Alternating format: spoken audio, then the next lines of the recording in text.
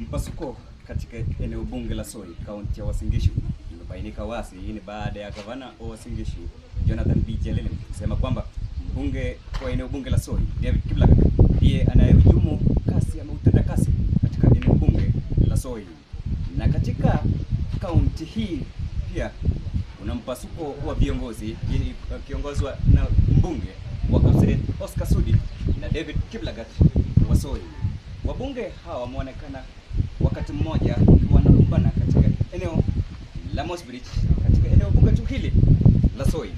Nikiwa katika kaunti ya Uasin Gishu, eneo bunge la Soi, wadi ya Kipsombe, mimi ni Sambu Weldo. Jana, si mnajua jana kulikuwa na uchaguzi Kenya? Si mnajua kulikuwa na uchaguzi jana?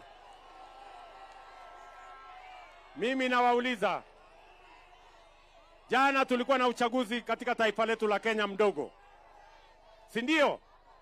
Kutoka Mbere mpaka kule Kasipul, kutoka kule Banisa kupitia Baringo mpaka kufika huko Malava. Ni kweli ama si kweli?